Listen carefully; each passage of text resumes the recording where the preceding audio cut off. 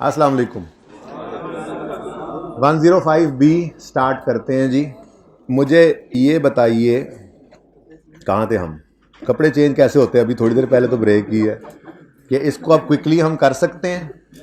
चलो अब ज़रा डायरेक्ट करने की कोशिश करते हैं, जहाँ पे बात समझ नहीं आएगी ना वहाँ पे हम प्रूव कर लेंगे इसको। ठीक है, ये क्वेश्चन कंप्लीट करते हैं जल्दी से, उसके बाद फिर एक MCQ कराना है मैंने रेशियोज़ का, और उसके बाद आपको सारे होमवर्क में दे देने हैं। और उसके बाद हम NPO का एक सवाल करेंगे आज। जो किया हुआ सवाल है मेहताब वाला, उसको थोड़ा चेंज किया, 2-3 एडजस्टमेंट्स उसमें ऐड किए हैं, और उसमें दोबारा income expenditure balance sheet quickly बनाएंगे, वो सवाल चूँकि हुआ है। और बीच में एक चीज़ ऐड की हुई है एंडोमेंट फंड की, वो भी हो जाएगी, और साथ ही statement of change net assets भी उसमें बनाएंगे इंशाल्लाह। ठीक है ना? तो ये काम करके फिर आपकी छुट्टी। फिर कल देखेंगे कि उसमें और क्या करना है, NPO के अंदर थ्योरी क्या पढ़नी है। ठीक है ना? और हो सकता है मैं कैश फ्लो के जो थोड़े से MCQs रह गए थे उनको भी एक नज़र रीड कर लूँ, कुछ रहते हैं एंड वाले। ओके, तो जल्दी जल्दी अब इसको करना है। अब बिल्कुल जी बेटा, देखो इस तरह से कहानी थी, ये एडजस्टमेंट देखो इस तरह से, अब ये ख़त्म हो गई कहानी। पहली एडजस्टमेंट का इन रेशियोज पे क्या इम्पैक्ट पड़ा? तो पहली एडजस्टमेंट में कहाँ से आया इंटरेस्ट? अब बैंक ओवरड्राफ्ट के ऊपर इंटरेस्ट होता है, बिल्कुल। हाँ, फिर वो नेट प्रॉफिट पे इंटरेस्ट नहीं पड़ेगा? तो नेट प्रॉफिट तो हम वैसे ही इंक्रीज करा रहे हैं, तो फिर इंटरेस्ट की वजह से प्रॉफिट कितना को आपको क्या लगता है कि बहुत ज़्यादा इंक्रीज हो जाएगा? 100 का लोन लिया है और एक क्रेडिटर पे कर दिया है। ठीक है, आप दूसरी तरफ देखें, आपको 5 रुपए की सेविंग भी मिल रही है। ऑब्वियस बात यही है। अब अगर जो चीज़ क्लियर नज़र नहीं आ रही है तो उसके बारे में क्या अज्यूम करोगे? वो सेविंग इससे ज़्यादा है। एक बात और बताऊं, जो मैंने आपको कहा था कि आप BFD में जाके सीखेंगे, वर्किंग कैपिटल मैनेजमेंट, उसमें आप यही डिसीजन मेकिंग करते हैं। क्या आप डेटर को डिस्काउंट अलाउ करें तो ये एक कॉस्ट है, लेकिन एट द सेम टाइम आपको इंटरेस्ट सेविंग मिलती है, जो बैंक से लोन लेना है वो नहीं लिया, पैसे आ गए। अब इसको मैच करता है फाइनेंस मैनेजर। अगर इंटरेस्ट जो बचा है वो कम है और डेटर्स को डिस्काउंट ज़्यादा दिया तो वो कहेगा रहने दो, डेटर को डिस्काउंट ना दो। एट द सेम मोमेंट इन्होंने ये जो डिसीजन लिया है, इसके पीछे अब दो चीज़ें हो सकती हैं भी। क्या? एक तो इन्होंने short term loan OD already पड़ा था, लिया है, वो यूज़ किया है, उस पर इंटरेस्ट पे करना है, और दूसरी तरफ उनको डिस्काउंट रिसीव हुआ है। अब अगर उन्होंने ये काम करने का सोचा है तो किस लिए सोचा होगा? कि इंटरेस्ट की कॉस्ट कम पड़ रही होगी, सेविंग ज़्यादा मिल रही होगी, वरना वो इस तरह जाते ही क्यों? ठीक है, तो जो सामने बात नहीं नजर आ रही, ऑब्वियस बात क्या नजर आ रही है? 5% डिस्काउंट मिला है, तो बस इसको नेट प्रॉफिट के ऊपर ले लो। ओके, क्योंकि दिखाना जो सिर्फ इंक्रीज डिक्रीज है। हाँ, अगर आप यहां पर रीजन ऑफ वेरिएशन या इंटरप्रिटेशन कर रहे होते तो आप ये बात भी करते सेविंग है, और साथ ये बात भी करते एक्स्ट्रा कॉस्ट भी पड़ रही है, फिर रेशोज और हिसाब से 2-3 और निकलती, डाटा और होता। तो आप यहां पे तो एक लफ्ज का डाटा नहीं था, ये सारा डाटा तो मैंने बनाया हो। तो इसलिए नॉर्मल अजम्पशन यही है कि वो इस डिसीजन की तरफ क्यों जा रहे होंगे, क्योंकि 5 रुपए अगर डिस्काउंट मिल रहा है तो उधर बैंक को 3-4 रुपए देने पड़ रहे होंगे, तभी उन्होंने ये डिसीजन लिया होगा, वैसे नहीं लेते। ठीक है, अच्छा, मैं कैसे छेती करो, तुसी कर ली छेती। नेक्स्ट, सेल कर दो slow moving items at a price equal to cost. Oh, यानी कि आपने मिसाल के तौर पे आपने एक चीज 50 रुपए की खरीदी थी, जरा देख लें कितनी को फिगर है, 150 की कर लेते हैं, जरा बड़ी फिगर लाते हैं। ठीक है, 150 की चीज खरीदी थी, 150 की बेच दी, तो आपने एंट्री की कैश या डेटर डेबिट, सेल क्रेडिट 100 से 150 से। ठीक है, 150 से आपकी सेल बढ़ गई, और एट द सेम टाइम 150 से ही आपकी कॉस्ट ऑफ सेल भी बढ़ गई। ये दो एंट्रीज हुआ करती हैं, आपको पता है। दो एंट्रीज करके बताता हूँ। कैश या डेटर जो भी लिखना है, डेबिट सेल क्रेडिट करो। 150 की चीज बेची है जी, अच्छा इसकी कॉस्ट कितनी थी जी? कॉस्ट भी 150 ही थी, तो आपने कोई प्रॉफिट नहीं कमाया जी? नहीं कमाया। क्यों? बस जी ये स्लो मूविंग था, हमने कहा ये ना नुकसान ही दे जाए, तो हमने इसको जितनी कॉस्ट थी उस पर ही बेच दिया, नफा नहीं कमाया, नुकसान से बच गए। ठीक है, तो दूसरी entry cost of sale debit और इन्वेंट्री क्रेडिट कर दिया आपने। ठीक है, तो ये एंट्री हो रही है अब, दरअसल ये नजर आ रही है सबको। अब इस एंट्री के अंदर आपकी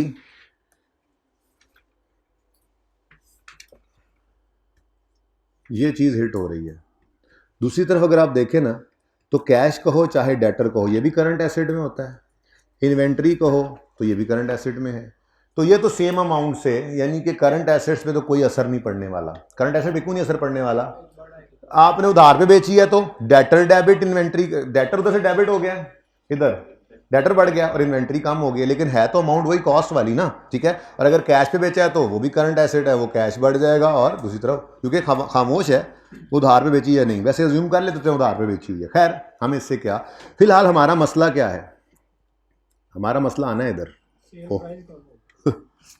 खैर भाई इसको गोलदारा लगाना है, मान गया, ठीक है। सेल बढ़ रही है और at the same time cost of sale बढ़ रही है और सेम अमाउंट से बढ़ रही है, ठीक है। अब आपका दिल जो करेगा ना वो प्रूव करूंगा गलत होना है। खैर चलें सोचते हैं, वन बाय वन सोचना शुरू करते हैं। सबसे पहले ग्रॉस प्रॉफिट रेशियो है, कोई चेंज नहीं आएगा। भाई कह रहे हैं कोई चेंज नहीं आएगा, क्यों आएगा? नहीं, सेल की प्राइस नहीं कम की, सेल बढ़ाई है, at the same time cost of sale भी बढ़ाई है। लेकिन मसला ये है जीपी भी चेंज होता है। मसला ये है कि आपकी सेल और जीपी की फिगर सेम तो है नहीं। अगर दोनों में डिफरेंस है तो सेम अमाउंट का चेंज भी दोनों में आने पर हमने प्रूव किया चेंज आएगा। ये सारा खपाना मैं इसी के लिए तो कर रहा था, दूसरे पॉइंट के लिए। बात समझ लेते हैं, हमारे पास मौजूद है। ये एग्जाम्पल मिटाओ, ये तो थी 1 के लिए ना, अब हम नई एग्जाम्पल बना लेते हैं। आपके लिए मैं बना लेता हूँ। आप कह रहे हैं जी हमने 150 की एक चीज़ बेची, लेट्स से मैं इसको असर डालता हूँ इस पर, ये कितना हो गया 650, और ये इसमें भी 150 ऐड करो, ये कितना हो गया 440, ये कितना आ रहा है 210, ये 210 ही है। अब जीपी रेशो क्या है, जीपी ओवर सेल। तो जो जीपी था वो तो 210 ही रहा, लेकिन सेल बदल गई है नहीं बदल गई? एक चीज तो बदल गई ना, तो असर तो पड़ेगा। अब प्रूव करना लेंथी काम से वो भी कर लेंगे, पहले जरा अपने जुगाड़ से जरा हेल्प ले लें। जीपी रेशो में रेशो होती है जीपी ओवर सेल। जीपी में कोई फर्क नहीं पड़ा क्योंकि जीपी निकलता है सेल और कॉस्ट ऑफ सेल के डिफरेंस से। सेल में भी 150 ऐड, कॉस्ट ऑफ सेल में 150 ऐड, तो जीपी पर तो कोई फर्क नहीं पड़ा, लेकिन सेल में तो पड़ा है। तो जीपी न्यूमरेटर कोई चेंज नहीं, सेल डिनोमिनेटर बढ़ गई, डिनोमिनेटर बढ़े तो रेशो कम होती है। पहले तो मैं यहां लिखूंगा डिक्रीज, फिर मैं आपकी बात प्रूव भी कर लेता हूं। वैसे मेरा दिल को नहीं था प्रूव करने का, प्रूव शुरू तो घर करना चाहिए था आपको। आप जरा इस रेशो को निकालो, जरा ऐसे कैलकुलेटर पे निकालो, 210/500 नहीं, अब करो 42%, और जरा 210 सेल करो, हो गया ना कम। तो हमारा वही शॉर्टकट हमें काम दे रहा है, वरना देखो ये सारे डाटा अज्यूम करने पड़ते हैं। और ठीक है चलें अब। जैसे हमने सेल कम की है, सेल की प्राइस भी तो कम की है, पहले हम कुछ मार्जिन पे बेच रहे थे। बेटा सेल प्राइस कम की है तो पूरी सेल प्राइस ही डाल दी ना इधर, वही तो मैं कह रहा हूं। तो सेल प्राइस कम की है, कितनी कम की है, कॉस्ट से कम नहीं की, ठीक है। तो यहाँ पे भी बराबर अमाउंट है, यहाँ पे भी बराबर है, यही तो मतलब है इसका। यार आप डायरेक्ट सोच लो, मैंने ऐसे ही सोचना है, ये समझ आ गया। आप अल्टरनेट बता रहे हो ना, तो कोई बात नहीं, आप यू कैन कीप इट। मतलब ये समझ ना आए फिर मुझे टेंशन हो गई, मैंने कहा समझ नहीं आई, समझ आ गई ये बात। ये सर हम इससे आगे एक स्टेप निकल गए। मैं तो कह रहा हूँ ऐसे नहीं ऐसे करें, ये अच्छी बात है, लेकिन फिलहाल 200 बच्चों के अंदर अच्छी बात नहीं है, कोई और कुछ और भी सोच सकता है, ठीक है। तो इसलिए सुकून से जो मैं करवा रहा हूँ वो तो कर लो, बाकी जो आपको समझ में आ रहा है वो अच्छी बात है। Okay next, net profit margin. यार ये तो बहुत आसान है, अगर जीपी डिक्रीज हो रहा है तो इसको तो सोचने की भी जरूरत नहीं है। आप आगे बढ़ते हैं। Current ratio, current ratio, current ratio होती है, अच्छा जबानी current assets over current liabilities. Current liabilities में कोई चेंज आया? करंट एसेट में कोई चेंज आया? करंट एसेट बढ़ रहा है। कौन सा करंट एसेट बढ़ा? कैश बढ़ा। इन्वेंट्री किधर गई? तो कोई असर नहीं पड़ा। यहां पे बता के गया हूं, ये बताया डेटर कहो चाहे कैश कहो, ये बढ़ा, सेम टाइम इन्वेंट्री कम हुई, तो ये हुआ है। ये आपकी बैलेंस शीट में ये हुआ है, आपकी बैलेंस, यार ये तो है ही 50। चले मैं अज्यूम करता हूं कि 20 रुपए की इन्वेंट्री थी, ठीक है ना। तो 20 रुपए की इन्वेंट्री आपने बेची, तो इन्वेंट्री से 20 कम हुआ, कैश में 20 बढ़ गया। टोटल में क्या हुआ, ऊपर 30 हो गया, नीचे 55 हो गया, टोटल तो फिर भी 125 है। ठीक है, तो ऐसे भी होते हैं कि कोई इफेक्ट ना हो, जरूरी नहीं इंक्रीज डिक्रीज होना था, इसमें हमने लिखना था नो इफेक्ट। कैसा? नेक्स्ट नेक्स्ट नेक्स्ट, जल्दी जल्दी जल्दी। Stock turnover. अब स्टॉक टर्नओवर, एक दफा सोच लिया ना, वैसे भी याद हो गया होगा पर्चे के अंदर। स्टॉक टर्नओवर में क्या होता है?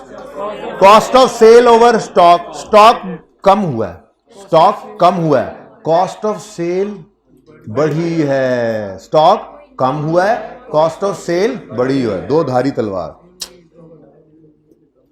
मैं लिख लेता हूं, क्या पता मैं भूल जाऊं, अपनी बात कर रहा हूं, मैं लिख लेता हूं। कौन सी रेशियो है? Current asset over current liability, यही है ना? ओह अच्छा, sorry sorry sorry sorry sorry, cost of sale over inventory. Now inventory में 50 रुपए का डिक्रीज आया, लेट्स से।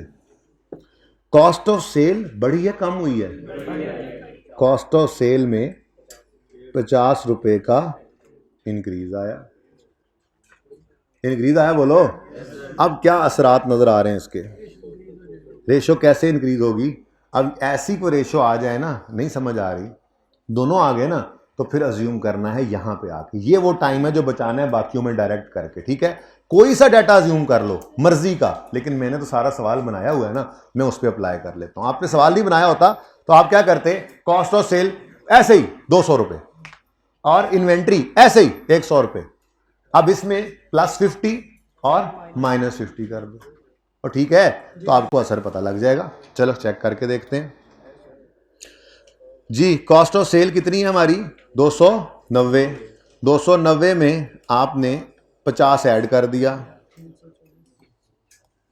ओहो, पहले 200, अच्छा 290 इधर लिख लेते हैं। और इन्वेंट्री कितनी है?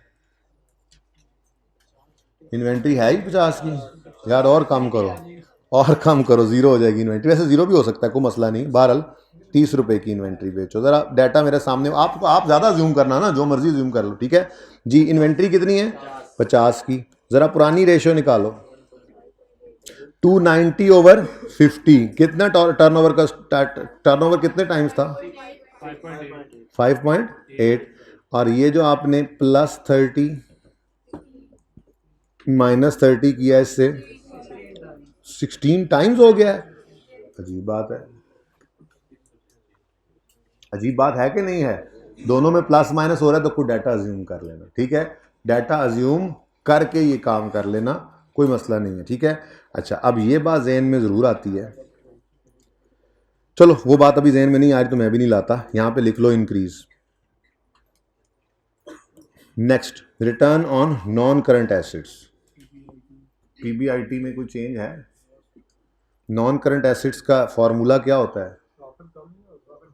नॉन करंट एसेट का फॉर्मूला क्या होता है? PBIT over non current assets. अब सोच लेते हैं बैठकर। Return on capital employed, profit बढ़ा के कम हुआ, प्रॉफिट बढ़ा के कम हुआ, प्रॉफिट, अरे प्रॉफिट सेम रहा, प्रॉफिट टू सेल रेशो कम हुई थी, प्रॉफिट सेम रहा, जितनी सेल बढ़ाई थी उतनी कॉस्ट ऑफ सेल बढ़ाई थी। जीपी सेम है, जीपी रेशो चेंज हुई है क्योंकि इस रेशो के अंदर एक चीज बदल गई थी। बात समझे हो? तो प्रॉफिट में तो कोई चेंज नहीं आया। हम जीपी रेशो को तो नॉन करंट एसेट से डिवाइड नहीं करते, हम जीपी को, वैसे तो बीबीआईटी को करते हैं। ठीक है, हम प्रॉफिट रेशो को तो नॉन करंट एसेट्स पे डिवाइड नहीं करते, हम प्रॉफिट को नॉन करंट एसेट पे डिवाइड करते हैं। प्रॉफिट पे कोई असर नहीं पड़ा, ये जो एग्जांपल आपने ली थी, क्योंकि आपने कॉस्ट पर रखते हुए चीजों को बेचा था। बड़ा बदतमीज था, थोड़ा सा प्रॉफिट में बिचवा देता तो आपकी ये बात भी सही हो जाती जल्दी में, लेकिन बाहर इसके अंदर नो इफेक्ट आएगा। सोचना आप घर है, सोच लेना आप घर। ठीक है, जो समझ ना आए, कल इसीलिए रखा हुआ है, आए और पूछें। जिन्होंने घर जाना था उनको ये समझ नहीं आया, वो रुक जाएं और कल आके पूछें। ओके, समझ आनी थी तुम्हें? हाँ, समझ आ गई है जी। क्विक रेशो भाई, क्विक रेशो, क्विक रेशो में डेटर भी होते हैं और कैश भी होता है। ये बड़ा सुकून है, चाहे उधार वाली चीज अज्यूम करो, सेल करना है इसको, चाहे ना करो। ठीक है, दोनों ही सेम है। ठीक है ना? लेकिन आप ये बताओ, क्या आपकी करंट लायबिलिटीज में कोई चेंज आया? करंट लायबिलिटीज मेरी कितनी है? 110। क्या आपके करंट एसेट्स में कोई चेंज आ रहा है? करंट एसेट्स में कोई चेंज आ रहा है? 125। इन्वेंट्री कम हो रही है, वो भी बड़ा तेज था, उसने क्विक रेशो दी। Quick ratio is something else. Quick ratio is there, lying here. Quick ratio is here, below this line. 125 में से 50 माइनस करें तो क्विक एसेट आते हैं। क्विक एसेट्स में इंक्रीज आया और जो माइनस करने वाली चीज है उसमें डिक्रीज आया। मैं क्विक एसेट्स निकाल के दिखा देता हूं आपको। क्विक एसेट्स पहले हुआ करते थे 75 माइनस 50 कितने? 75 बनता है टोटल, सॉरी 125 माइनस 50 कितने? 75, सॉरी 75 के क्विक एसिड्स थे, अब वो हो गए 95 के। बल्कि ये प्लस क्या हुआ, 125 में से अब माइनस कर लो ना, 125 में से अब माइनस 30 होगा तो कितना आता है? 95। क्विक करंट एसिड्स चेंज नहीं हुए थे, क्विक एसिड चेंज हो गए। क्विक एसिड बढ़े हैं कि कम हुए हैं? बढ़े हैं। करंट लायबिलिटी में कोई चेंज नहीं आया। ये डायरेक्ट से भी काम चल जाता है, न्यूमरेटर बढ़ा तो रेशो बढ़ जाएगी। ठीक है बच्चों, अब आपके लिए ये मौका है, आप इसको जाके तसल्ली से देख लें। ठीक है, बाकी देखें, लेट से आपको कोई एक आध इसमें से समझ नहीं भी आता तो कोई बात नहीं बच्चों, 17 नंबर थे, 13-14 तो सही कर ही जाओगे। ठीक है, इंशाल्लाह सही कर जाओगे। तो बहरहाल कल मैं देख लूँगा। पुरानी एक वीडियो मेरी थी, वैसे तो यूट्यूब पे भी है लेकिन वो नहीं देखनी आपने, पहले मैं उसको देखूँगा। जितनी बात कर ली है, इससे आगे की बात अगर अलग से हो सकी तो वो अलग से कटवा के फिर डाल दूंगा, ताकि ये भी आपको अगर सुनना है अगला और वो उसमें सही सही है। वरना होता तो हाँ मैंने ऐसे कहा यार ये कर लेना और अगले दिन बच्चों ने कहा कुछ नहीं हुआ, मसला कोई नहीं हुआ, तो फिर नहीं आएगा। ठीक है ना, तो वो मैं देख लूँगा। आपने बस इसको ट्राई करना है। ओके, पहले क्या ट्राई करना है? पहले क्या ट्राई करना है? डायरेक्ट। बेटा पहले क्या ट्राई कर, सबको मिल जाएंगे, फिलहाल गुजारा कर लें, कॉपीज हो रही हैं, प्लीज़ रुक जाएं, इधर देखें। सबसे पहले करना है डायरेक्ट। डायरेक्ट में सबसे आसान क्या है? सिर्फ न्यूमरेटर बदले या सिर्फ डिनोमिनेटर बदले, 1 मिनट में आंसर आ जाता है। फिर न्यूमरेटर और डिनोमिनेटर दोनों बदलें, लेकिन सेम अमाउंट से बदलें, फिर भी थोड़ा सा रूल बना लिया। हाँ, अगर न्यूमरेटर और डिनोमिनेटर डिफरेंट अमाउंट से बदल जाएं, नेट फिर भी कर सकते हैं, नेट कर लेते हैं। कहाँ गया यार वो न्यूमरेटर डिनोमिनेटर दोनों जो बढ़े थे, कहाँ था वो? कहाँ? नहीं, ग्रीन वाला नहीं, अभी एक रेशो किया जिसके अंदर दोनों बढ़े थे, मैंने कहा एग्जाम्पल ले लो। मैंने कंट्रोल जी करके देखते हैं।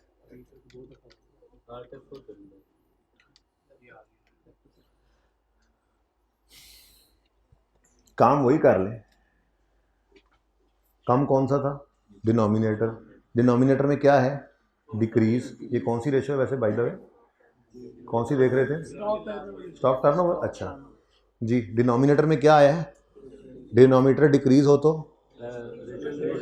इतनी मुसीबत में पड़ने की बजाय हम डायरेक्ट भी कर सकते हैं। तो कोशिश क्या करनी है? डायरेक्ट करें। जहां फंस जाएं वहां पे फिर ऐसा काम करें, लेकिन कोशिश करें ना ही करें, और चेक तो करें ज़रा डायरेक्ट करके कितने सही होते हैं। जो एक आधा गलत हो फिर उसको जाके तसल्ली से देख लेना, वो भी अभी के लिए। पर्चे में तो ज़रूरत नहीं है, पर्चे में तो जो हो गया गलत हो गया, अल्लाह की मर्जी। ठीक है, सादा सा रूल बन गया, न्यूमरेटर और डिनोमिनेटर अगर अकेले हैं फिर तो सुकून है, और अगर दोनों सेम अमाउंट से हैं तो फिर भी आपने ये रूल अपनाना है, और अगर दोनों डिफरेंस हैं तब भी यही रूल अपनाना है। मसला क्या है? ठीक हो गया? चलो अच्छा जी, तो ये अब कर लेंगे इंशाल्लाह। चलो, ये सवाल बेसिकली आपके लिए, वैसे मैं शायद ना ही करवाता, आपके लिए सिर्फ MCQs को तैयार करने की हद तक बेहतर एक था। एक पास पेपर भी हो गया और MCQs भी तैयार हो गए। ठीक है,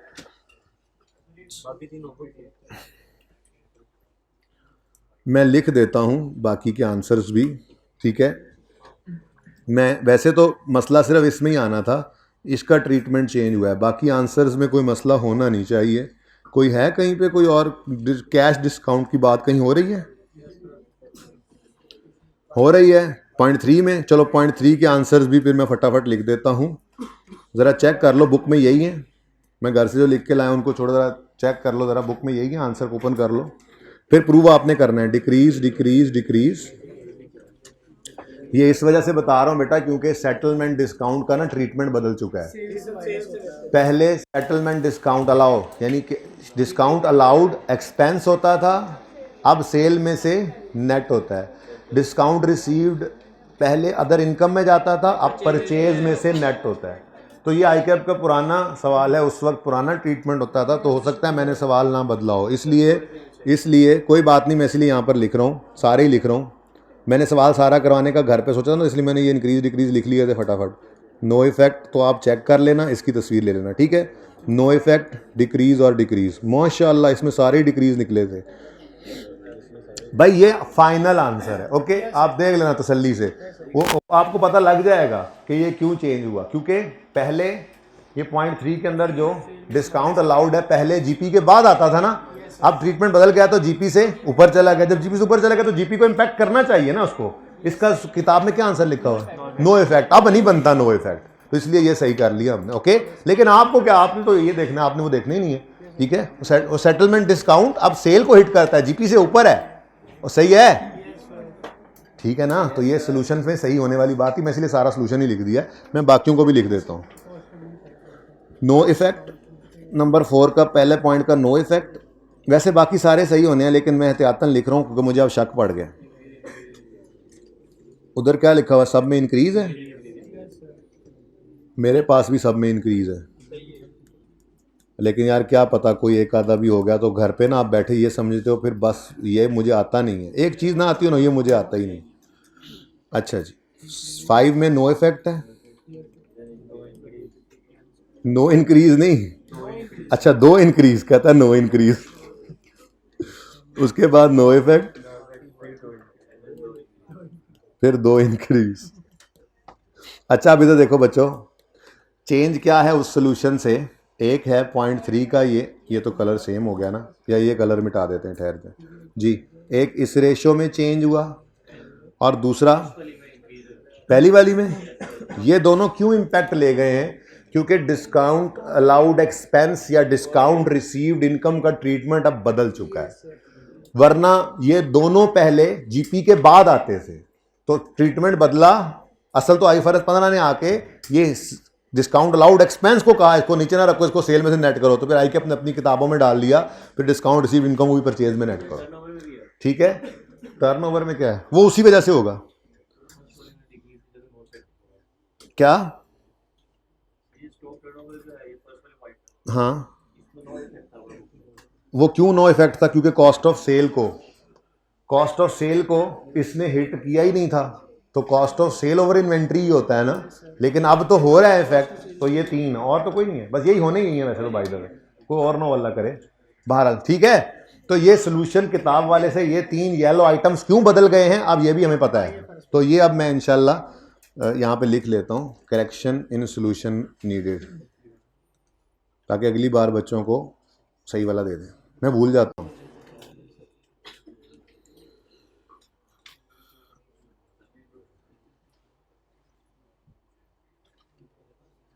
समझ ही जाएंगे फिर, बाकी तो हम समझ ही जाएंगे ना, है ना।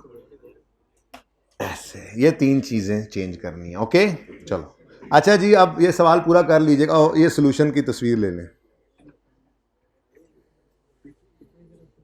फिर भी दे दें तस्वीर, हालांकि मैंने बता दिया, वो आप वहाँ पर सही भी कर लीजिएगा अपनी किताब में, ओके। वजह बता दी है, कोई टेक्निकल मिस्टेक नहीं है, ट्रीटमेंट बदला है। जब ट्रीटमेंट बदला है तो सोल्यूशन बदला है, किताब में भी बदलना था, भूल गया, आपको बता दिया। बाकी सवाल भी देखना है, हद होगी।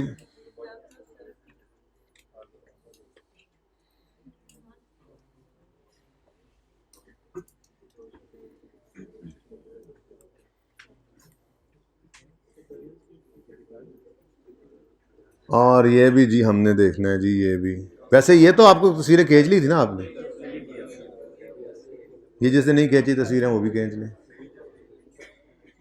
जल्दी करें, मैंने ये NPO का सवाल कराना है और आगे FIR 2 वाले इंतजार कर रहे होंगे, फिर इनकी तो क्लास है ही।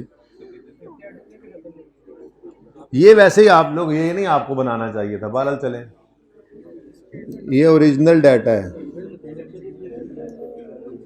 ऐसे ही बस मैंने डाटा बनाया हुआ। जिसने देखना भी हो तो इसको देखकर डिसीजन जरूर ले ले, लेकिन ऐसे ना करे, वो समझते रहे कौन से पॉइंट के लिए था। तो ये डाटा था, इसमें अपने हिसाब से चेंज करते।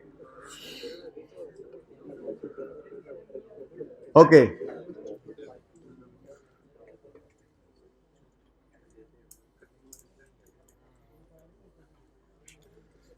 क्वेश्चन बैंक से भी अगर कोई सवाल करना होगा तो मैं आपको रिवीजन प्लान में दूंगा, जैसे प्रैक्टिस क्वेश्चन के बारे में कहा था। ठीक है, पास पेपर्स को तो अब हमने तगड़ा कर लिया है। एक आज नई दुनिया भी देखी हमने। ये नई दुनिया रूटीन की क्लासेस में नहीं देखी जा सकती, ये ऐसे ही एक्स्ट्रा क्लासेस में नई दुनिया देखी जाती है। ये जो सवाल था, अच्छा जी, मैंने सिर्फ MCQ नंबर 2 करवाना है, बाकी आपने करके कल मुझे चेक कराने हैं, मैं देखूंगा कि आपने किए हैं या नहीं किए। अच्छा सुने, MCQ 2 में ना एक कॉन्सेप्ट है, उस कॉन्सेप्ट को देने से पहले मैं आपको पेज नंबर बता दूंगा बाद में। 796 है वैसे, पहले ये देखें, मैं तो 700 से हटा हूँ। 796। सुने जी, प्लीज बेटा इधर देखें, अगर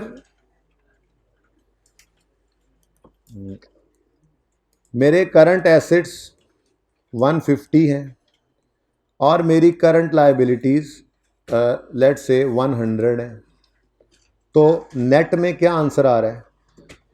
50।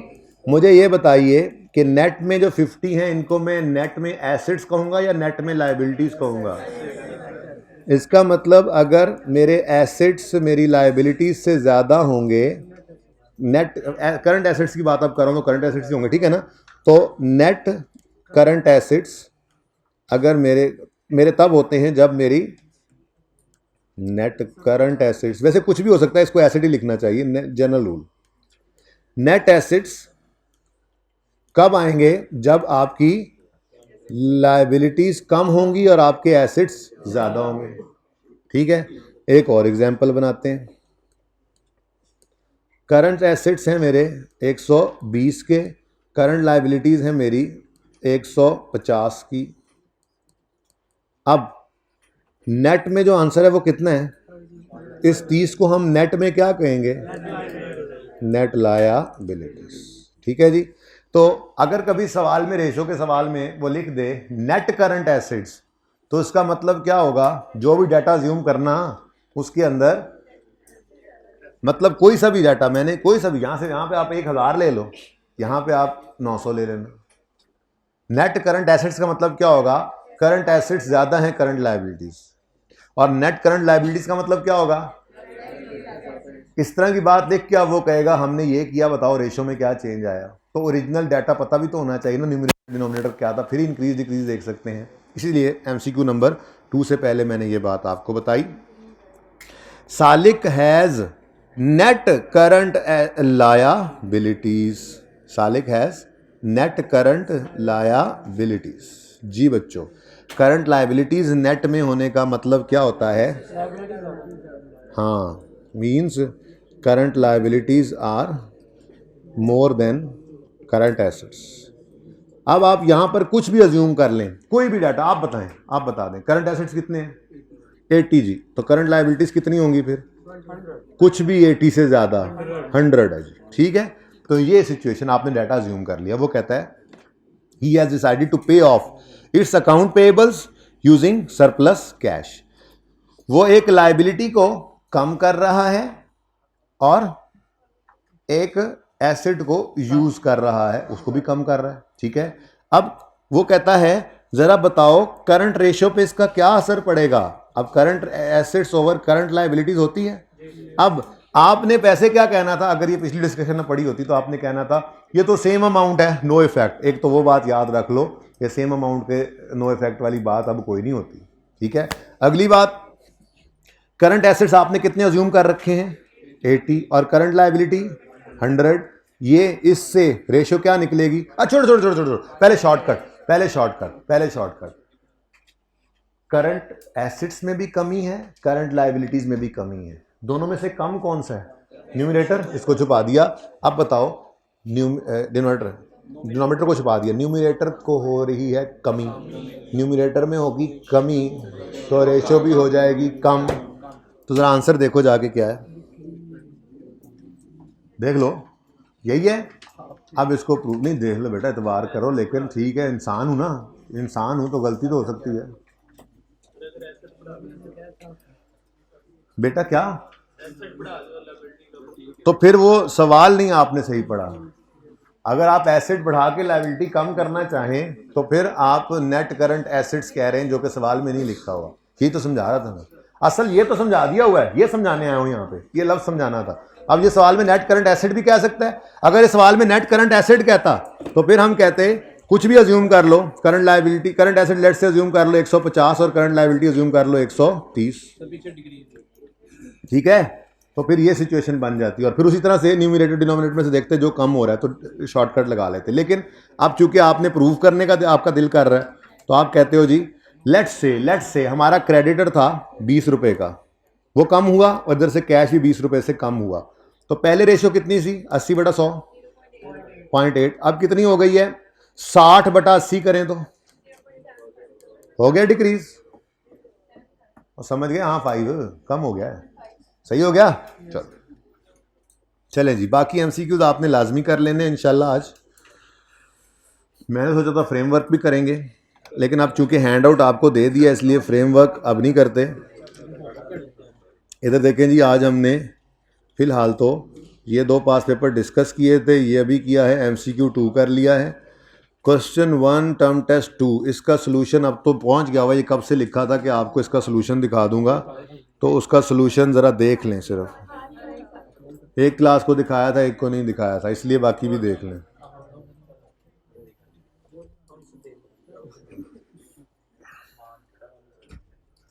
तो ये क्वेश्चन था जी, इसकी पिक्चर ले लें जिसने लेनी है, जिसको अभी तक याद है कि वो मसला है। ईपीएस वाला सवाल था छोटा सा, बस सब कुछ इन प्रोसेस है, सब कुछ हो जाएगा आप लोगों के लिए। सारे लेक्चर नोट्स भी वेबसाइट पे डाल दूंगा, सारे टेस्ट, सारे सोल्यूशन। कोई पर्दा थोड़ी है आपसे, आपसे है वैसे उत्ते वक्री असैम्बली का सैशन चल रहा होंगे।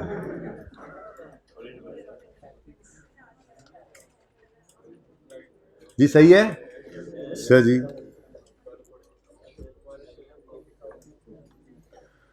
अच्छा जी, अब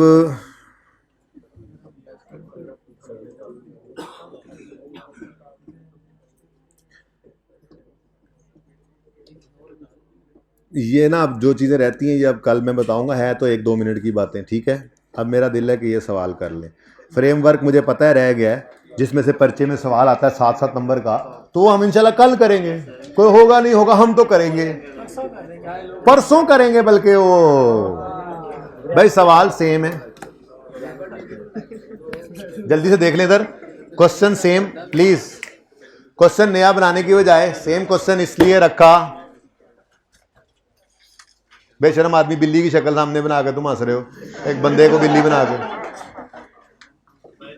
सवाल इसलिए सेम रखा है कि इस सवाल में पुरानी चीज़ों को समझने ना बैठ जाए। देखो, capital work in progress, cash at bank, medicine closing है, तो फिर आगे कंज्यूम भी आ रहा है, ये सब पढ़ा हुआ है ना हमने, ठीक है। स्टॉक क्लोजिंग आ रहा है तो कॉस्ट ऑफ सेल या कॉस्ट ऑफ कंज्यूम्ड होगा, ठीक है। उसके बाद एसेट है, उसकी एक्यूमुलेशन है, फिर अदर एक्सपेंसेस हैं, पेएबल्स हैं, रिसर्च कॉस्ट है, रेस्ट्रिक्टेड फंड है ओपनिंग पे, फिर सैलरीज हैं। ये लाइन यहाँ से मिस हो गई है, ये लाइन यहाँ पे लगा लेते हैं, और उसके बाद सैलरीज और अदर इनकम आ गई। असल सवाल जो था उसके अंदर यहाँ पर 200 किधर गया, ये 230 नहीं था। अगर आप उसे ओरिजिनल सवाल ढूंढेंगे तो वो 180 था। इसके अंदर 2 चीज़ें सवाल ने बताई थी आईकैप ने, तो हमने एक चीज़ और भी बीच में डाल दी यहाँ पे, एंडोमेंट फंड। ब्रेकअप बताया गया पॉइंट 1 में। ब्रेकअप ऑफ 230 क्या है? 120 का हॉस्पिटल फंड है, ये वही पुराना सवाल का हिस्सा, नई चीज़ ताकि ना सीखें। 60 वही रिसर्च फंड है जो पहले भी था, ताकि उस तरफ ना जाए, और ये नई चीज़ डाल दी हमने। इसके बारे में ज़बानी आपको बताया था कि एंडोमेंट फंड होता है कि जो बंदे ने आकर ये फंड बनाना है ना, ये पैसे दिए हैं, तो ये कहता है ये असल पैसा आपने नहीं छेड़ना। जैसे मिसाल के तौर पे आप यहाँ से कॉलेज से पढ़ के चले गए, आप क्वालिफाई कर गए, अलुमनाई हो गए, और आप कुछ अर्से बाद वापस आए और आके आपने कहा, कुछ एक 10-15 लोग आए, आपने कहा कि यहाँ पे हम एक फ़ंड बनाना चाहते हैं स्टूडेंट्स को सपोर्ट करने के लिए, लेकिन वो एक एंडोमेंट फ़ंड होगा कि जो पैसे हम आज रख रहे हैं ये पैसों को नहीं छेड़ना। इन पैसों को इन्वेस्ट करके जो इनकम आएगी, उस इनकम का भी लेट्स से 50-60% वो इसी में ही डालना है ताकि ये अमाउंट इंक्रीज़ होती रहे, और जो बाकी की इनकम आएगी उससे आप स्टूडेंट्स, नीडी स्टूडेंट्स की हेल्प कर दीजिएगा। ये हम इसलिए चाहते हैं कि ये हमेशा बना रहे और हमेशा ये हेल्प करता रहे। ये एंडोमेंट फंड है, सिंपल, ठीक है। एंडोमेंट फंड क्या है? जो पैसा रखने वाला है एनपीओ में आकर उसने कहा है इसको नहीं छेड़ना, बल्कि इन्वेस्टमेंट, कभी होता है कि कहते हैं इन्वेस्टमेंट इनकम सारी यूज़ कर लो, असल पैसा ना छेड़ो, लेकिन नॉर्मली ये करते हैं तो कहते हैं जी ये पैसा है, इसको इन्वेस्ट करो, जो कमाओ इसको तो छेड़ना नहीं है, जो कमाओ उसमें से भी को 20-30% इसमें डालते रहो ताकि ये भी बढ़ता रहे, ताकि आहिस्ता आहिस्ता इनकम भी बढ़ती रहे, बाकी यूज़ करो अपने इस काम के लिए जिसके लिए हम कर रहे हैं, स्टूडेंट्स की हेल्प के लिए, ठीक है। तो वो एंडोमेंट फंड है।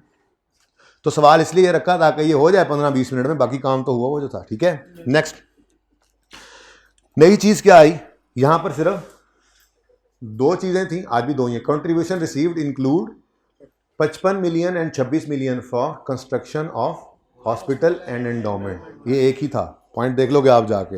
यानी यहाँ पर पहले कंट्रीब्यूशन रिसीव में 2 चीज़ें थी, हमने कहा था जी एक हॉस्पिटल फंड है वो 55 ही था, और बाकी हमने कह दिया था, यार तू बंद हो जाए यार, इतना अच्छा भी नहीं है ये जी 55 रुपये हमने कहा था जी हॉस्पिटल फंड के लिए कंट्रीब्यूशन आया है, बाकी सारा जनरल है। मैंने इसमें एक और चीज़ भी डाल दी, ठीक है।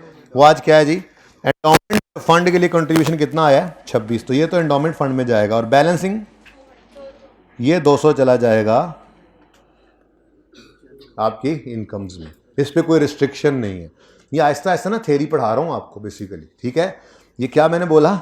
ये रिस्ट्रिक्टेड है, ये भी रिस्ट्रिक्टेड है, और ये अनरिस्ट्रिक्टेड, जिसको जनरल हम कहते हैं, ठीक है ना।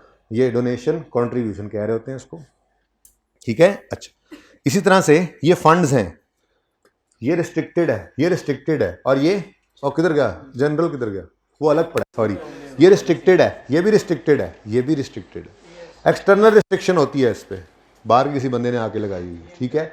ये इंटरनली रिस्ट्रिक्टेड होता है एक तरह से, ठीक है। एक्सटर्नल भी हो सकता है, मसला नहीं है, लेकिन ये नॉर्मली इसके अंदर हम जो मूवमेंट होती है, मूवमेंट इन रिजर्व्स की तरह से दिखाते हैं, मूवमेंट इन नेट एसेट्स, ठीक है। और ये भी रिस्ट्रिक्टेड है, तो फिर अनरिस्ट्रिक्टेड कहाँ गया? अच्छा, किधर गया? अच्छा कर, अच्छा ये पड़ा है जनरल फंड, ये है अनरिस्ट्रिक्टेड। ये कौन सा होता है जी फिर? अनरिस्ट्रिक्टेड। ये हम थ्योरी साथ साथ पढ़ रहे हैं, क्योंकि हम, आपको पता है थ्योरी ऐसे नहीं पढ़ते कि हम थ्योरी को जब ना पढ़ना शुरू कर दें। थ्योरी मैं आपके लिए पढ़ रहा हूँ, थ्योरी ये देखो, खेड़ी नहीं, लइये वाले तुम्हें खेड़ी का ही ख्याल आता है। खेड़ी आप समझते हैं? वैसे खेड़ी समझते हैं? मेरी बड़ी पसंदीदा जूती है, मुझे बहुत पसंद है। मैं अब उसका एक मसला है, उसकी वजह ये है, तू ताड़ियां बजा रहा है, तू ताड़ियां बजा, उसकी वजह यह है कि यहाँ पे खड़े होते वो दर्द होने लगता है, बहुत ज़्यादा खड़ा होना पड़ता है, वरना मैं बहुत ज़्यादा पहना करता जब स्टूडेंट लाइफ में था। ओके, मुझे कोई चीज़ याद आई थी, मैंने दिखानी थी। हाँ इधर देखो बेटा, इधर देखो, थ्योरी में आप लोगों के लिए पढ़ रहा हूँ, पढ़ पढ़ के मैं ये कर रहा हूँ, पढ़ पढ़ के मैंने लूट मचाई हुई है सर है। ये देखें, यहां से शुरू हुआ है काम, ये भी नहीं है, जो चीजें नहीं है वो निकाल रहा हूं, जो हैं वो पढ़ा रहा हूं।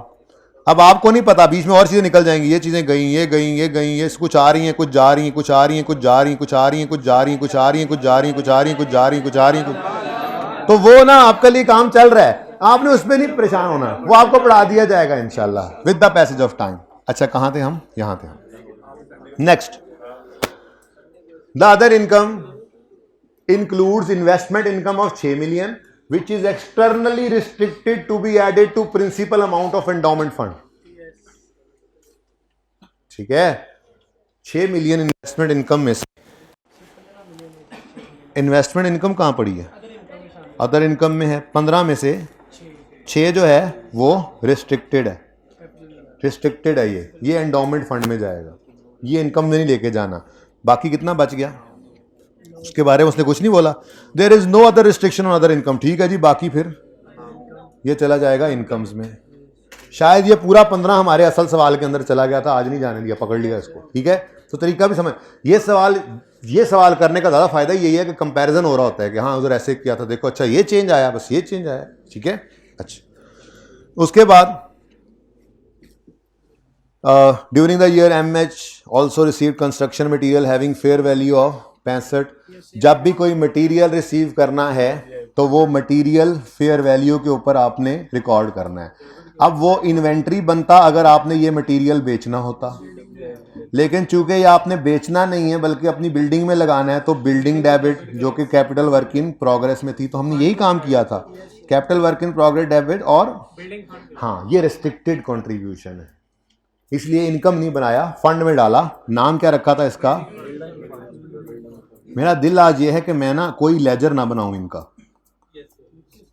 डायरेक्ट मैं चेंज इन इक्विटी की तरह से चेंज इन नेट एसेट्स बनाऊं, वहां पे डेबिट क्रेडिट करें। ठीक है ना? अच्छा जी, तो ये तो सारे आ जाएंगे ना उस statement of change in net asset is nothing, change in equity है बस। वहां पर चेंज इन इक्विटी वो प्रॉफिट सीकिंग ऑर्गेनाइजेशन की इक्विटी होती थी, शेयर कैपिटल एक column, share premium, retained earnings, reverse surplus. आपके सिलेबस में बस इतना ही है और तो कुछ नहीं है, जनरल रिजर्व आ जाए। ठीक है, यहां पर नाम बदल गए तो बस वही चेंज इन इक्विटी की का नाम भी बदल दिया, चेंज इन नेट एसेट्स कह दिया और उसके कॉलम्स का नाम बदल गया। जनरल फंड अनरिस्ट्रिक्टेड जिसको कहते हैं। फिर स्पेसिफिक फंड्स के अंदर हमारे पास research fund, endowment fund. Building तो निकल गया था ना, बिल्डिंग बन गई थी तो उसको डेफर्ड लायबिलिटी बना लिया था। ठीक है ना, तो वो फंड में नहीं रहे इंशाल्लाह। ओके, ये बिल्डिंग फंड दो ऑप्शंस हुआ करेंगे। एक नेट एसेट्स में रखो, नेट एसेट्स का मतलब क्या है? लायबिलिटीज से ऊपर रखो, लायबिलिटीज से ऊपर। अभी यहां पर फॉर्मेट बनाएंगे। ठीक है, लायबिलिटीज से ऊपर रखें, मतलब जहां जनरल फंड आ रहा है, जहां ये रिस्ट्रिक्टेड फंड्स आ रहे हैं वहां पे रखें। और दूसरा है लायबिलिटीज में आकर लिखें, जिसको हम डेफर्ड ग्रांट जैसा ट्रीट करते थे। डेफर्ड इनकम कोई भी हो, डेफर्ड डोनेशन है, डेफर्ड क्या है? ये कंट्रीब्यूशन है, डेफर्ड कंट्रीब्यूशन का नाम दिया जाता है इसको। और डेफर्ड इनकम, अब इनकम नहीं बनानी तो फिर ये डेफर्ड इनकम है। ठीक है ना, इसको क्या ही डेफर्ड इनकम देंगे, इसको ओपनिंग में भी नहीं लाएंगे यार। ठीक है ना, ये है डेफर्ड लायबिलिटी।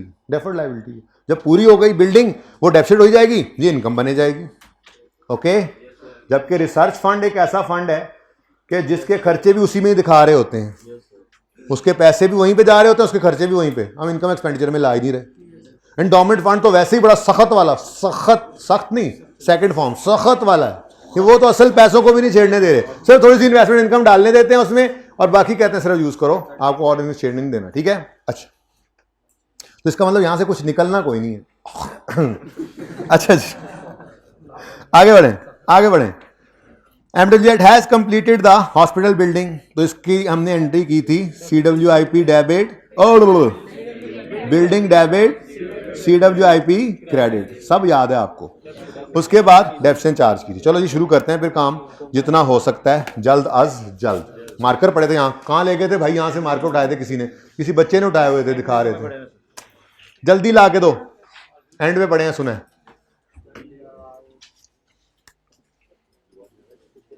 ये कौन यहाँ पे लेके बैठा हुआ था मार्कर्स? यहाँ पड़े थे तो तुम्हारे हाथ में थे, फिर कहाँ गए यार? देख लो यार, ऐसे ना किया करो यार। यार अब मार्कर ये नहीं चलेगा, ये ब्लू है भाई। मार्कर्स आमिर भाई चले जाएं, नहीं है टोकरी में काम का।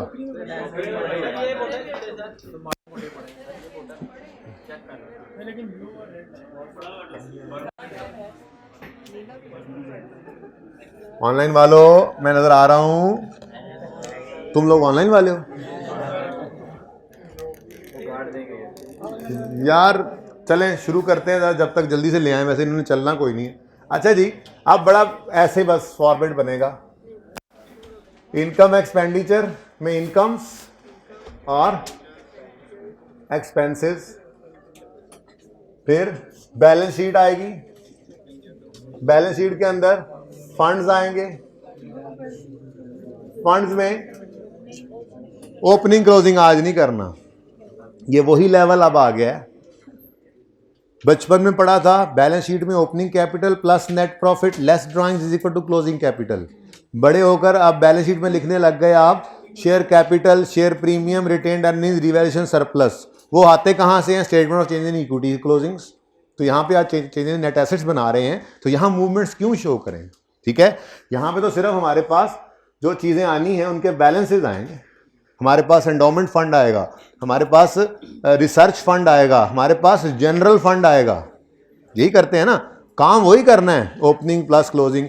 लेकिन जो जनरल फंड था आज उसको भी चेंज इन इक्विटी में ले जाएंगे, जैसे कैपिटल के साथ करते थे। Opening capital plus net profit less drawings को हम ले गए थे statement of change in equity के अंदर शेयर कैपिटल के कॉलम में। वही काम करना है, ठीक है। तो यहाँ पे बैलेंसेस लेकर आएंगे जी। किधर कैसा? अभी सवाल देखो, सवाल क्या कह रहे हैं। सवाल ये वाला नहीं देखना जो अभी दिया वो देखना है, उसकी रिक्वायरमेंट देखो। स्टेटमेंट नेट एसेट्स बनानी है, जब वो बनानी है तो फिर वहीं पर करेंगे ना सारी मूवमेंट, ठीक है। ओके, लायबिलिटीज यहां पर आ जाएंगी। उसके बाद एसेट्स, मैं शायद जरा जरूरत की चीजें लिखता जाऊं, ठीक है। अच्छा, अब शुरू करते हैं काम को। जो नई चीज रिक्वायर्ड है आज वो है statement of changes in net assets. वाह शौकीना चलो, statement of changes in net, पहली बार लिखने सर नाम तो पूरा लिख दें। Statement of changes in net assets, ये नाम बदला है बस, ट्रीटमेंट वैसे ही है, फॉर्मेट वैसे ही है। यहां पर बना करती थी statement of changes in equity जब प्रॉफिट सीकिंग ऑर्गेनाइजेशन थी, आज वही statement changes in net assets बन रही है, ठीक है। तो वहां पर आया करते थे column share capital, share premium, retained earning, revaluation surplus. यहां पर हमारे कॉलम्स बनेंगे जनरल फंड,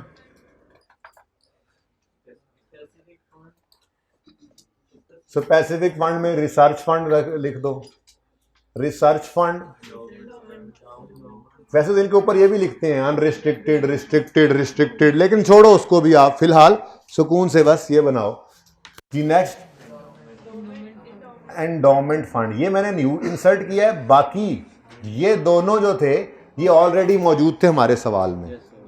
उसमें ये हुआ था बिल्डिंग फंड है, वो फंड है लेकिन वो लायबिलिटीज में लिखा था, याद होगा आपको। लायबिलिटीज में लिख के उसको फिर अमोर्टाइज कर रहे थे ना, उसको छोड़े, आएगा जरूर, वो यहाँ पे आएगा। बिल्डिंग फंड यहाँ पे आएगा, यहाँ बिल्डिंग फंड। बेटा छोड़ो, ओपनिंग में नहीं पढ़ा होगा, थोड़ी देर के लिए अज्यूम कर लो नहीं पढ़ा होगा। मैं आपको ना कल इसके अब फिर पूरे ट्री के साथ समझा दूंगा कौन से फंड के साथ क्या ट्रीटमेंट करना है। फिलहाल छोड़ो, फिलहाल जो ओपनिंग में है वही क्लोजिंग में है, वही रखने हैं। ओके, चलने दो जी। रिसर्च का लेजर बना था, रिसर्च फंड का, उसका ओपनिंग डेबिट क्रेडिट क्लोजिंग आए थे, वो क्लोजिंग यहाँ पे दे दिया था हमने लाकर, वही बस हम कॉलम फॉर्म में बना रहे हैं। जो वहां पर जनरल फंड आपका जो पुराना सवाल है उसमें ओपनिंग फिगर्स भी वही होंगी, सिर्फ एंडोमेंट फंड चेंज हो रहा है थोड़ा सा, ठीक है। शायद इस वजह से थोड़ा सा सरप्लस की फिगर यहाँ पर चेंज आया, कोई एक इनकम हम डायरेक्ट उधर ले गए हैं, ठीक है ना, वरना वही आइटम्स होंगे। जनरल फंड यहाँ पे आता था ओपनिंग प्लस सरप्लस, बस यहाँ पे आ जाएगा कॉलम में ओपनिंग प्लस सरप्लस। कोई ट्रांसफर है तो वो यहाँ पे जो माइनस करके दिखाया था उस दिन, याद है वो क्या कर रहे थे, जनरल फंड से निकाल के रिसर्च फंड में फेंक रहे थे। तो आज यहाँ आसानी होगी, जनरल फंड से निकालेंगे रिसर्च फंड में फेंक देंगे, ठीक है। तो ये तीन ही रखें फिलहाल, ओके जी। ओपनिंग होगा, किसी काम के मार्कर नहीं है बता दें उसको। उसके बाद कुछ अप्रोप्रिएशंस के बाद क्लोजिंग बैलेंस आ जाएगा। सवाल ये उठाने का सिर्फ मकसद ही यही था, वही ठीक सन मेरे ख्याल से जेड़े उतो चुके सन मेरे, हाँ। लेकिन वो मैं आपको कल बताऊंगा, फंड अमोर्टाइज नहीं करेंगे, लेकिन हो सकता है उसको मैं रखवा यहीं पर ही दूं, ताकि दो कैटेगरीज बना दें। एक वो जो अमोर्टाइज होके अल्टीमेटली इनकम बनने हैं, तो चाहे बन रहे हो इनकम, चाहे किसी वजह से ना बन रहे हो, ज़्यादा चीज़ें ना फैला नहीं सकते, फिर ज़रा दो कैटेगरीज बना लेंगे। एक कैटेगरी वो रख लेंगे जो कभी भी अमोर्टाइज होकर इनकम नहीं बनते, और एक कैटेगरी वो बना लेंगे जो अमोर्टाइज होकर इनकम बनने हैं, कभी ऐसा होता है कि अभी रुके हुए हैं क्योंकि वो जिस चीज़ के लिए आए थे वो चीज़ें भी कंप्लीट नहीं हुई, तो अभी नहीं हो रहे या हो रहे हैं, तो इनको इसी तरह से रख लेंगे अलग अलग। ये मैं कल कैटेगरीज दो बनवा दूंगा, ठीक है ना। एक आपके साथ ट्री शेयर कर दूंगा जिसके अंदर जो मैक्सिमम चीज़ें हैं वो डाल लेंगे। ओके, तो कल छुट्टी करनी हो, छुट्टी कर रहे हो कल? ऑनलाइन तुम नहीं आए तो शायद ना हो। अच्छा, काश के मैं रिस्ट्रिक्शन लगा सकता कुछ बच्चों पे, यूट्यूब पे भी वो नहीं देख सकते, काश। चलो शुरू करो, काम शुरू करते हैं, काम शुरू करते हैं जी। सबसे पहले कैपिटल वर्क इन प्रोग्रेस है। बताओ जी इसकी कोई एडजस्टमेंट? हाँ, इसका लेजर बना लिया था हमने क्योंकि ये गायब हो गया था। ये चौंगटार इंटरनेशनल वाले की तरह से नहीं था कि जितना है उतना ही पड़ा रहे छोड़ दो। इसमें कुछ एडिशन भी हुए थे और ये ट्रांसफर भी हो गया था बिल्डिंग में, याद है? अच्छा, तो CWIP एज पर ट्रायल, अंग्रेजी में जरा कम कम होंगी, मैं सिर्फ फोकस इधर कर रहा हूँ। ट्रायल में कितना है जी? 335। ओके, उसके बाद आगे बढ़े। कैश एट बैंक है, ये एसेट्स में चला जाएगा, कितना? 125 cash and bank. Next closing inventory 14, inventory 14, treatment सारा सीखा हुआ है। नेक्स्ट कंट्रीब्यूशन, अब ये जरा टूट के जानना है। इसमें 55 बिल्डिंग फंड, तो बिल्डिंग फंड मैंने इधर नहीं डाला, उसकी वजह कल दो कैटेगरी, ये इजी हो जाना है आपके लिए एकदम से। चीजें ना कंफ्यूज होते थे बच्चे, तो ये इजी हो जाएगा। वो जो अमोर्टाइज होने हैं उनको रखेंगे ही लायबिलिटी में, चाहे किसी वजह से नहीं हो रहे अभी फ्यूचर में होंगे, चाहे हो रहे हैं अमोर्टाइज। और जो कभी नहीं अमोर्टाइज होने वो कौन से हैं? एंडोमेंट है। वो कौन से हैं? ये जनरल फंड, और वो इस तरह के स्पेसिफिक एक्सपेंस वाले रिसर्च फंड, इस तरह के, इनको हम नेट एसेट्स में रख लिया करेंगे, तो जिंदगी आसान होगी। ठीक है, अच्छा, तो इसलिए उसको हमने अलग ही रख लिया। बिल्डिंग फंड पता नहीं आएगा कब, फिलहाल कंट्रीब्यूशन आ गया इसका। ठीक है, अब कंट्रीब्यूशन, ये कैश डेबिट कंट्रीब्यूशन क्रेडिट हुआ पड़ा है, बस वो कंट्रीब्यूशन क्रेडिट जो है वो 3 जगहों पे, उस दिन 2 जगह पे किया था, आज 3 पे कर रहे हैं। ठीक है, बताओ जी ये 55 किसका है? जाके देखना पड़ेगा, ये याद है?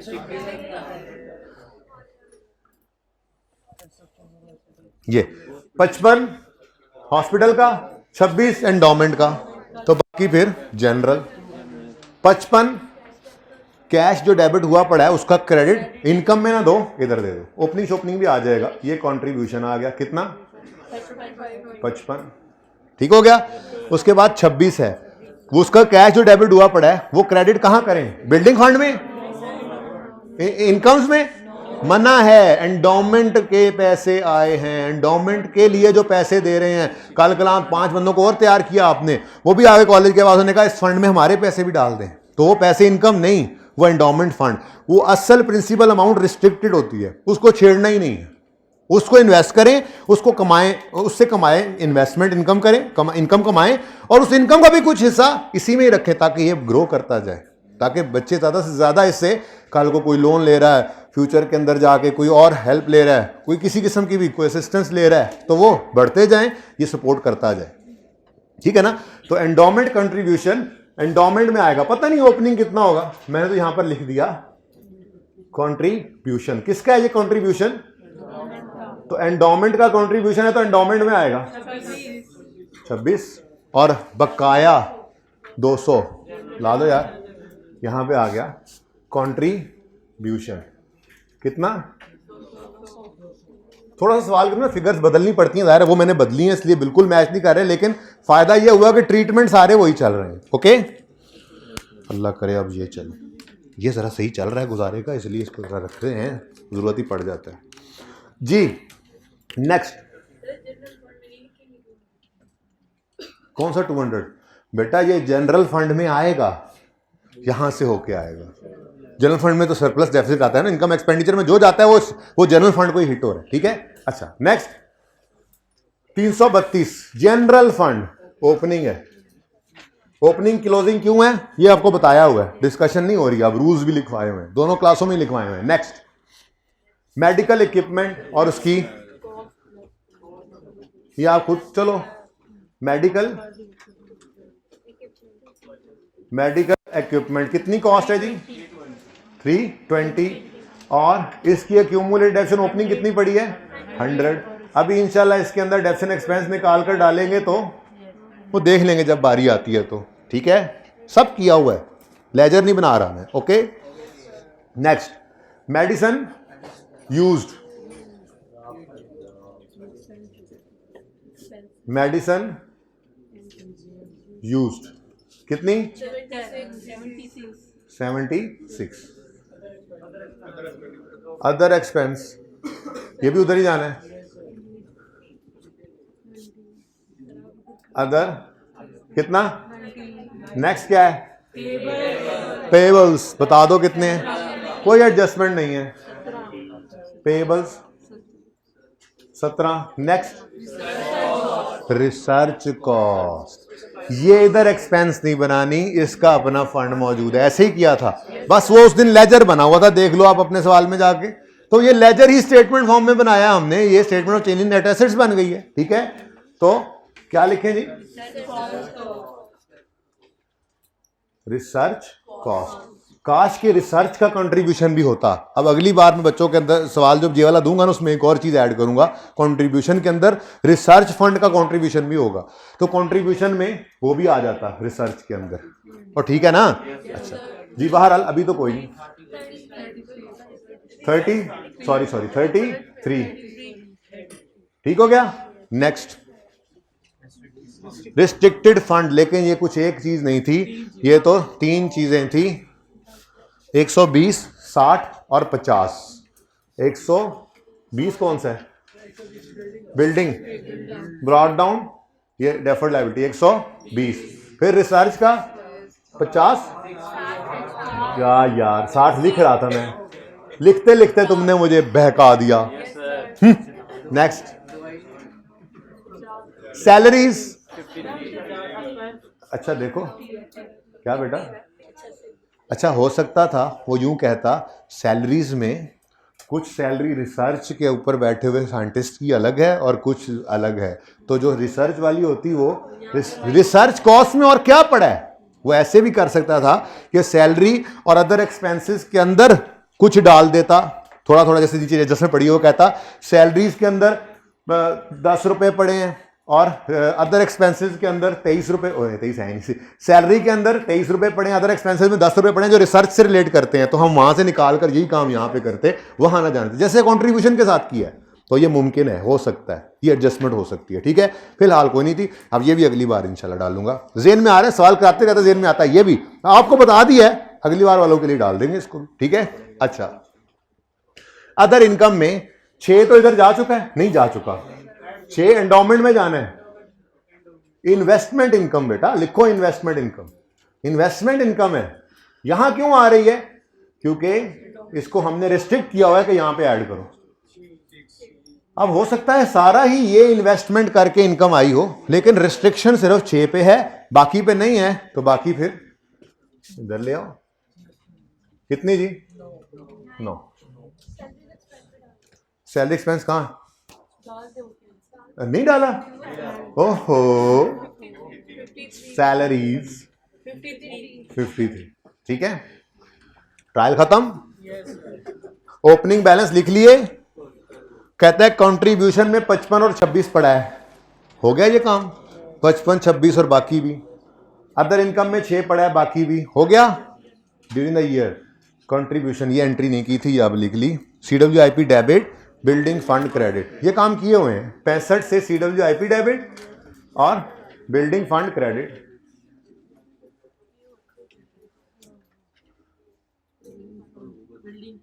बिल्डिंग फंड, ठीक हो गया। नेक्स्ट पॉइंट, ओ बिल्डिंग कंप्लीट हो गई है 1 अप्रैल को, बिल्डिंग कंप्लीट, वैसे उधर लिख लेते हैं, आज उधर लिख के देखते हैं डायरेक्ट। हॉस्पिटल बिल्डिंग आ गई है यहां पर, यहां से निकलकर credit CWIP, debit hospital building, hospital building कितना जी? क्यों लेजर बनाएं, जहां पे बचत हो बचा लें, ठीक है ना। चलो अब क्या रह गया? थक गए हो क्या? अभी तो रेशन होने का टाइम आया था, डेप्रीसिएशन। चलो पहले बिल्डिंग की डेप्रिसिएशन करते हैं। डेप्रीसिएशन ऑफ बिल्डिंग क्या लाइफ गिवन है या रेट? 400 का 5%, लेकिन ये कितने महीने? यकम अप्रैल को कंप्लीट हुई है, 9/12। सारा सवाल किया हुआ दोबारा कर रहे हैं जी। 15 से डेप्शन एक्सपेंस डेबिट, ऐसे ही जरा ऐसे जैसा बन जाए। अक्यूमुलेटेड डेप्रीसिएशन, साल के शुरू में कोई नहीं थी ना, ये आ गई, कितना आ गया? असल में वहां पे जब सवाल किया था तो इसका लेजर बनाया था, आज वो भी डायरेक्ट हो गया, ठीक है। उसके बाद मेडिकल इक्विपमेंट पे रेट ऑफ डेप्शन क्या है? तो 320 माइनस 100 करोगे 10% रिड्यूसिंग बैलेंस है ना, तो बुक वैल्यू आ गई, कोई एडिशन कोई डिस्पोजल नहीं, इनटू बोलो 22, यही था, सही है ना। 22 से डेप्शन एक्सपेंस डेबिट, अक्यूमुलेटेड डेप्रीसिएशन 190। लो जी एडजस्टमेंट्स भी खत्म हो गए, करते हैं, हाँ साथ ही करना है, साथ ही करना है। ये इस वक्त रोक के कहना चाहिए था आपको, ये रुकने का, इसका इंतजार नहीं करना चाहिए था, आपने गलत किया, नहीं मुझे बताना चाहिए, नहीं अच्छा गलत किया मैंने जी। बिल्डिंग फंड मैंने अच्छा नहीं समझा कि आपको इस पे जाने दूं, क्योंकि ये आपने पर्चे में याद रखना है। जैसे ही बिल्डिंग डेप्रिसिएट हुई है अब करो उसको साथ ही मोटाइज जी। कितना है टोटल? टोटल पता तो लगे कितना है, ये सारा टोटल 240 है, ठीक है। तो 240 इंटू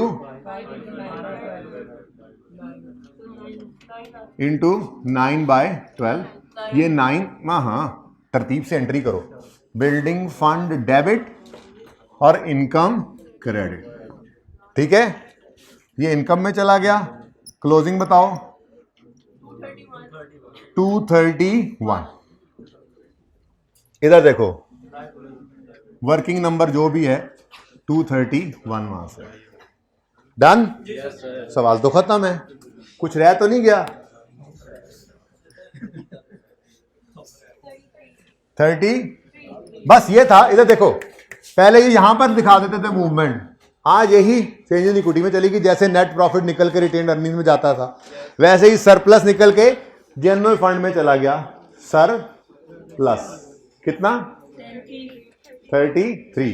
साथ ही उन्हें ख्याल आया, ये एक लाइन लिखी हुई थी, ये आपस में ट्रस्टीज ने एक एग्रीमेंट में रेजोल्यूशन पास किया है कि जितना सरप्लस हुआ करेगा उसका कुछ % रिसर्च को एलोकेट करना। इधर से निकालो इधर फेंक दो, ये इंटरनल रिस्ट्रिक्शन। तो ट्रांसफर्ड टू रिसर्च फंड 33 का, ये फिगर क्यों बदली है? क्योंकि ऊपर इन्वेस्टमेंट इनकम बदली है आपके सवाल में ना, थोड़ा सा वो चेंज आया था। कितना? 7 कर लो, ठीक है। तो क्लोजिंग बताओ 350, 34 और 82। भाई इस सवाल को हैंडआउट में देने का मकसद ये है कि इसी को दोबारा कर लें। कोई और महसूस किया सवाल तो एक आधा कल फिर बना के ले आऊंगा इसका, ये मेरे ऊपर। नो सर नहीं, मुझे पता है, तुमसे मशवरा नहीं मांगा, बता रहा हूं। 358 इधर देखो, आके लिखोगे जनरल फंड 350। बेटा ऐसे ही होता था ना, चेंज इन इक्विटी का क्लोजिंग यहां से निकल के बैलेंस शीट में आते थे, वही काम हो रहा है। महसूस करें उसके साथ कंपेयर करके, लिंक करके, तो कुछ नया नहीं किया, सिर्फ एक बार वही बात आपको बताना था कि आपको पता है जी। रिसर्च फंड मैं आपके लिए आसान से आसान कर रहा हूं थ्योरी को, कुछ चीजें यहां पर आज समझा दी, पढ़ा दी बीच में, बस वहां पे हाईलाइट कर देंगे और ज्यादा चीजें जो इररेलेवेंट है वो काट रहे हैं, ठीक है ना। टेंशन नहीं लेनी आपने, सारी रात लगा रहा हूं मैं। 34 और लास्ट टाइम ना मैंने बच्चों को कहा था ये पढ़ लेना, फिर वो मैंने अंदाजा लगाया कि पढ़ा उन्होंने कोई नहीं था, बड़ी गड़बड़ हुई, तो फिर मैं अब वो खुद ही जो चीजें कम करके इधर डाल रहा हूं जी। बोलो ना बेटा, ऐसे नहीं कर, आप चुप कीजिए, ऐसे कहते जी।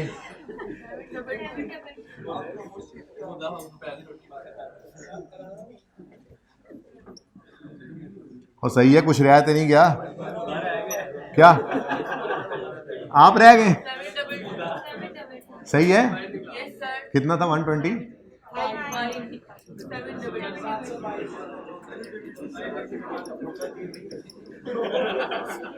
अच्छा जी, अब आज के लिए इतना काफी है। जिंदगी रही तो कल होगी मुलाकात। बात सुने, ये तस्वीर खींचने तक हाइब्रिड वालों जल्दी से खींच लो। आप लोग जरा 1 मिनट बैठे रहिए, ठीक है? अल्लाह हाफिज। वो बाद में